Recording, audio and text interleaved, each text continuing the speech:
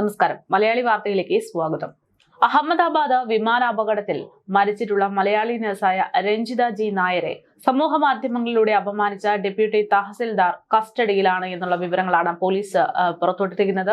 വെള്ളരിക്കുണ്ട് പോലീസാണ് ഇയാളെ കസ്റ്റഡിയിലെടുത്തിരിക്കുന്നത്. എ പവിത്രൻ എന്ന് പറയുന്ന ആളാണ് പോലീസിന്റെ കസ്റ്റഡിയിലായിരിക്കുന്നത് എന്നാണ് വിവരം. പ്രതിയെ ഹോംദുർഗ് പോലീസിന് കൈമാറാനാണ് തീരുമാനം. രഞ്ജിത ജി നായരെ ആക്ഷേപിച്ച് ഫേസ്ബുക്ക് പോസ്റ്റിട്ട എ പവിത്രനെ സസ്പെൻഡ് ചെയ്തതായിട്ടാണ് റവന്യൂ മന്ത്രി കെ രാജൻ അറിയിച്ചിരുന്നത്. സാമൂഹിക മാധ്യമത്തിൽ പങ്കുവച്ച പോസ്റ്റിലും കമന്റിലും രഞ്ജിതയെ അധിക്ഷേപിച്ച എ പവിത്രനെതിരായിട്ടുള്ള നടപടികൾ ശക്തമാകുകയാണ്.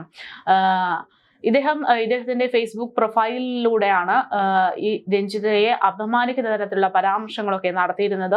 കമന്റിലടക്കം അശ്ലീല ചുവയോടുള്ള നിരവധി സ്ത്രീത്വത്തെ അപമാനിക്കുന്ന തരത്തിലുള്ള വാക്കുകളടക്കം ജാതീയപരമായിട്ടടക്കം പറഞ്ഞുകൊണ്ടുള്ള പരാമർശങ്ങളാണ് നടത്തിയിരുന്നത്.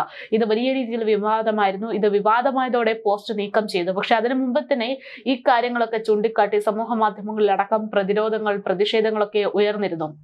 ജാതീയപരമായി അധിക്ഷേപിച്ചാണ് പവിത്രൻ ആദ്യം രഞ്ജിതയ്ക്കെതിരെയുള്ള പോസ്റ്റുകളൊക്കെ പങ്കുവച്ചിരുന്നത്. പിന്നാലെ കുറച്ച് കമന്റുകളിൽ അശ്ലീല ചുവയുള്ള വാക്കുകളടക്കം കൂട്ടിച്ചേർക്കുകയായിരുന്നു. പോസ്റ്റ് വിവാദമായതിന് തൊട്ടു പിന്നാലെ ഒട്ടേറെ പേർ മുഖ്യമന്ത്രിക്ക് ഓൺലൈനായി അടക്കം പരാതി നൽകിയിട്ടുണ്ടെന്നാണ് സൂചന. ഇതിനു പിന്നാലെയാണ് കാസർഗോഡ് ജില്ലാ കളക്ടർ കെ ഇമ്പശേഖരൻ ഇയാളെ സസ്പെൻഡ് ചെയ്തതായിട്ടുള്ള ഉത്തരവിറക്കുന്നത്.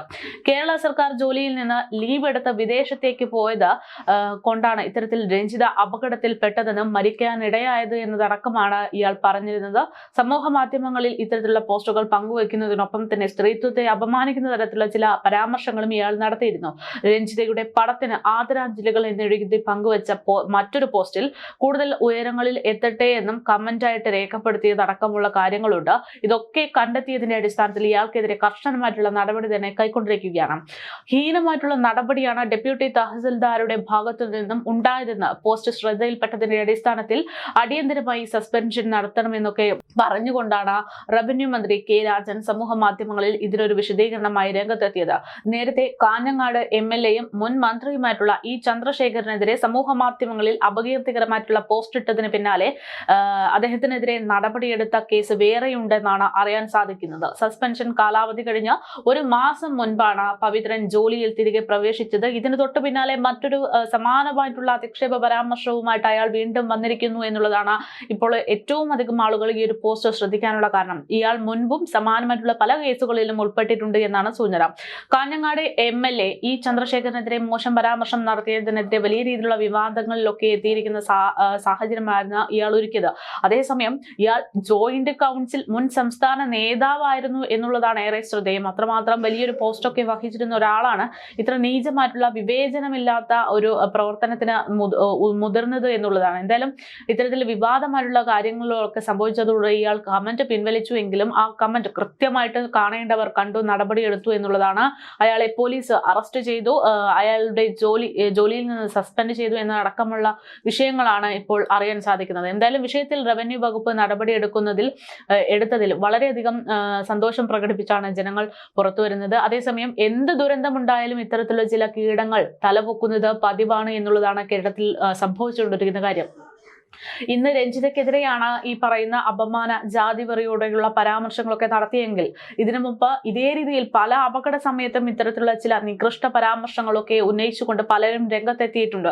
അതിലേറ്റവും പ്രധാനപ്പെട്ട ഒന്ന് എന്ന് പറയുന്നത് വയനാട് ദുരന്ത സമയത്ത് ഉണ്ടായിരുന്ന ഇത്തരത്തിലൊരു പ്രതികരണം, സമൂഹ മാധ്യമങ്ങളിലുള്ള ഒരു പ്രതികരണമായിരുന്നു. അതായത് ഉറ്റവരും ഉടയവരുമില്ലാതെ നിരവധി കൈക്കുഞ്ഞുങ്ങളാണ് വയനാട് ദുരന്തമുണ്ടായ സമയത്ത് അനാഥമാക്കപ്പെട്ടത്. ആ ഒരു സമയത്ത് അനാഥമായിട്ടുള്ള കുഞ്ഞുങ്ങളെ കൂടെ നിർത്താൻ വേണ്ടി ഒരു കുടുംബം രംഗത്ത് വന്നു. അവർ പറയുന്നത്, അത് ഫേസ്ബുക്കിലൊക്കെ അവർ പങ്കുവച്ചത്, അവിടെ ഏതെങ്കിലും ദുരന്തമുഖത്ത് ഏതെങ്കിലും കുഞ്ഞിന് മുലപ്പാൽ ആവശ്യമാണെങ്കിൽ അത് നൽകാൻ തന്റെ ഭാര്യയ്ക്ക് സമ്മതമാണ്. തന്റെ കുഞ്ഞുങ്ങൾക്ക് മുലയൂട്ടുന്നതിനൊപ്പം തന്നെ ആ കുഞ്ഞുങ്ങളെയും തന്റെ ഭാര്യ മുലയൂട്ടും എന്നൊക്കെ അറിയിച്ചുകൊണ്ടൊരു ആൾ രംഗത്ത് വന്നിരുന്നു. രംഗത്ത് വന്ന കുടുംബത്തെ അടക്കം വളരെ മോശമായിട്ടുള്ള രീതിയിൽ കമന്റുകളിട്ട് അപമാനിച്ച വലിയ രീതിയിൽ വിവാദമായിട്ടുള്ള ഒരു വിഷയം ഇതിനു മുമ്പ് നമുക്ക് മുന്നിൽ ഉദാഹരണമായിട്ട് പറയാനുണ്ട്.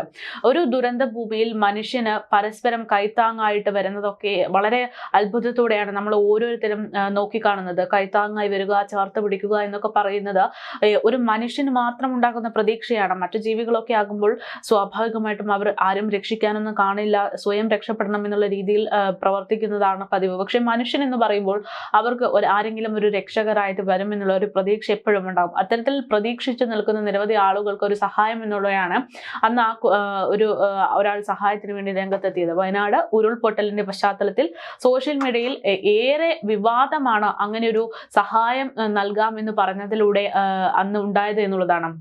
ദുരിതാശ്വാസ ക്യാമ്പിൽ കുഞ്ഞുമക്കൾക്ക് ആർക്കെങ്കിലും കുഞ്ഞുമക്കൾ ആരെങ്കിലും ഉണ്ടെങ്കിൽ ആ കുഞ്ഞിനെ പരിപാലിക്കാനും മുലപ്പാൽ നൽകി സംരക്ഷിക്കാനും തയ്യാറാണെന്ന് പറഞ്ഞ ഇടുക്കി സ്വദേശികളായിട്ടുള്ള സജനും കുടുംബത്തിനുമെതിരെ വളരെ മോശമായിട്ടുള്ള പരാമർശങ്ങളൊക്കെ അന്ന് അരങ്ങേറിയിരുന്നു.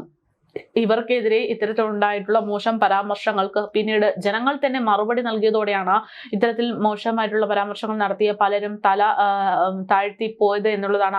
അവർക്കും ഈ പറയുന്നത് പോലെ നിരവധി നിയമ നടപടികൾ നേരിടേണ്ടി വന്നിട്ടുണ്ട്. അത് മാത്രമല്ല, ഏറ്റവും അടുത്ത് കിടക്കുന്ന മറ്റൊരു ദുരന്തം എന്ന് പറയുന്നത് പഹൽഗാം ഭീകരാക്രമണമാണ്. ആ സമയത്തും ഈ പറയുന്നത് പോലുള്ള പരാമർശങ്ങളൊക്കെ പലപ്പോഴും ഉണ്ടായിട്ടുണ്ട് എന്നുള്ളതാണ്. പഹൽഗാം ഭീകരാക്രമണം നടന്ന സമയത്ത് എറണാകുളം സ്വദേശിയായിട്ടുള്ള എൻ രാമചന്ദ്രൻ എന്ന് പറയുന്ന ഒരു വ്യക്തി കൂടെ മരണപ്പെട്ടിരുന്നു. അദ്ദേഹത്തിന്റെ കൂടെ ഉണ്ടായിരുന്നത് അദ്ദേഹത്തിന്റെ ഭാര്യയും മക്കളും ഒക്കെ ആയിരുന്നു.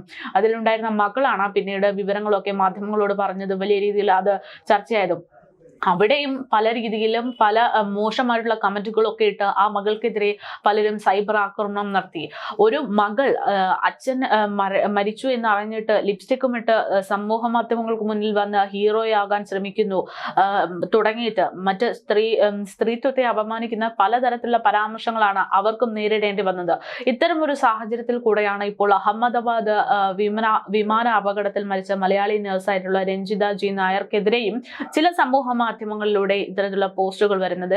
ആവർത്തിച്ച് നിങ്ങളിലേക്ക് ആ പോസ്റ്റ് അവരെന്താണ് പറഞ്ഞത് എന്ന് പറയാൻ കുറച്ച് ബുദ്ധിമുട്ടുണ്ട്. കാരണം അത്രമാത്രം വൃത്തികെട്ട കമന്റുകളാണ് അവരൊക്കെ ഉന്നയിച്ചിരിക്കുന്നത് എന്നുള്ളതാണ്. അതുകൊണ്ട് ആ പരാമർശങ്ങളെ കുറിച്ച് പ്രത്യേകമായി എടുത്തു പറയുന്നില്ല. എന്തായാലും അത്തരത്തിൽ സ്ത്രീത്വത്തെ അടക്കം അപമാനിക്കാൻ, അത് ദുരന്തമുഖമാണ്, ദുരന്തം എന്തിനെന്ന് പോലും അറിയാതെ മരണപ്പെട്ട ഒരു സ്ത്രീയെ കുറിച്ചാണ് ഈ കീറി മുറിച്ച് പറയുന്നത് എന്നതൊക്കെ ഓർക്കാതെ പരാമർശങ്ങൾ നടത്തിയ അവർക്കെതിരെ ശക്തമായിട്ടുള്ള നടപടികൾ തന്നെ ഇവിടെ ഉണ്ടായിക്കൊണ്ടിരിക്കുകയാണ് എന്നുള്ള വിവരങ്ങൾ പുറത്തു വരുന്നുണ്ട്.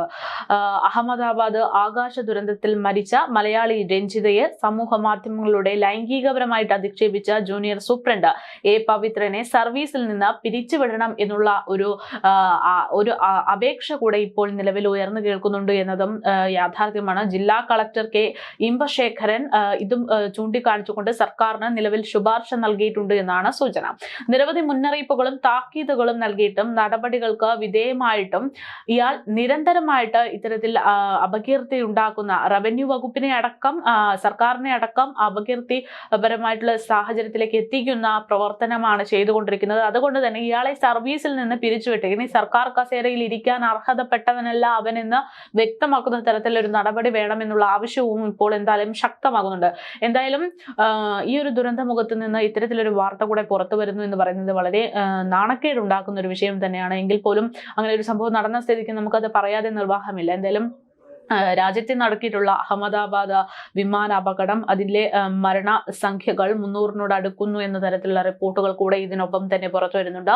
294 പേർ മരണപ്പെട്ടു എന്നാണ് ഇതുവരെ സ്ഥിരീകരിച്ചിരിക്കുന്നത്. 265 മൃതദേഹങ്ങളാണ് പ്രദേശത്ത് നിന്നും കണ്ടെത്തിയതെന്നാണ് വിവരം. 6 പേരുടെ മൃതദേഹങ്ങൾ ബന്ധുക്കൾക്ക് കൈമാറിയിട്ടുണ്ട്. കൂടുതൽ പ്രദേശവാസികളെ കാണാനില്ലെന്നാണ് അവരുടെ ബന്ധുക്കളൊക്കെ അറിയിക്കുന്നത്. മരണസംഖ്യ ഇനിയും ഉയർന്നേക്കാനുള്ള സാധ്യതകളുണ്ട് എന്ന് പോലീസ് ആശങ്ക തന്നെ പറയുന്നുണ്ട്. അപ്രതീക്ഷിതമായിട്ടുണ്ടായ ഈ ഒരു അപകടത്തിന്റെ ഞെട്ടലിൽ തന്നെയാണ് ഇപ്പോഴും നാട്ടുകാരും പ്രദേശവാസികളും എല്ലാം തന്നെ. ഇതിനിടെ ദുരന്തത്തിന്റെ ആഘാതം പ്രധാനമന്ത്രി നരേന്ദ്രമോദി നേരിട്ടെത്തി വിലയിരുത്തിയിട്ടുണ്ട് എന്നുള്ളതാണ്. അപകടത്തിൽ പരിക്കേറ്റ് ആശുപത്രിയിലുള്ളവരെയും പ്രധാനമന്ത്രി സന്ദർശിച്ചിട്ടുണ്ട്. വിമാനത്തിൽ നിന്ന് അത്ഭുതകരമായിട്ട് രക്ഷപ്പെട്ടിട്ടുള്ള വിശ്വാസ് കുമാറിനോട് ഏറെ നേരം പ്രധാനമന്ത്രി സംസാരിക്കുന്നത് കണ്ടു. ഉന്നതതല യോഗത്തിൽ പ്രധാനമന്ത്രി പങ്കെടുക്കുകയും ചെയ്യുന്നുണ്ട്.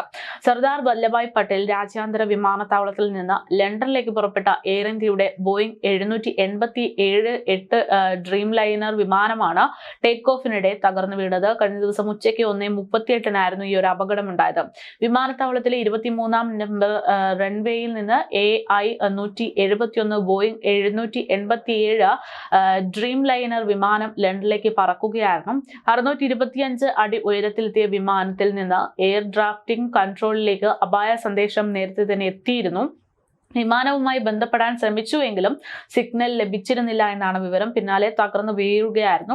വിമാനത്താവളത്തിന് സമീപമുള്ള BJ മെഡിക്കൽ കോളേജിന്റെ ഹോസ്റ്റൽ കെട്ടിടത്തിലേക്കാണ് വിമാനം തകർന്നു വീണത്. ക്യാബിൻ ക്രൂ അംഗങ്ങളടക്കം 242 പേരാണ് വിമാനത്തിൽ യാത്ര ചെയ്തിരുന്നവർ. ഇതിൽ ഒരാളെ മാത്രമാണ് ജീവനോടെ കണ്ടെത്തിയത്. പ്രദേശവാസികളും വിമാനം വീണ് തകർന്ന മെഡിക്കൽ കോളേജ് ഹോസ്റ്റൽ കെട്ടിടത്തിലുണ്ടായിരുന്ന മെഡിക്കൽ വിദ്യാർത്ഥികളും മരിച്ച് എന്ന തരത്തിലുള്ള റിപ്പോർട്ടുകൾ പുറത്തുവരുന്നുണ്ട്. അപകടത്തിൽ പരിക്കേറ്റ 12 പേരുടെ നില ഗുരുതരമായി തുടരുകയാണ് എന്നാണ് വിവരം. കനത്ത ആഘാതമാണ് വിമാനം ഇടിച്ചിറങ്ങിയ BJ മെഡിക്കൽ കോളേജ് ഹോസ്റ്റലിൽ ഉണ്ടായിരിക്കുന്നത്. ഇവിടെ ജീവൻ നഷ്ടപ്പെട്ടവരിൽ MBBS വിദ്യാർത്ഥികളടക്കം ഒരു PG റെസിഡന്റ് ഡോക്ടർ അടക്കമുണ്ട് എന്നാണ് വിവരം. 60 വിദ്യാർത്ഥികൾ പരിക്കേറ്റ് ചികിത്സയിൽ തുടരുകയാണ്.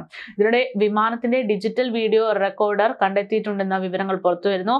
അപകടം നടന്നിടത്തു നിന്നാണ് ഗുജറാത്ത് ATS TVR ഇത് കണ്ടെത്തിയത്.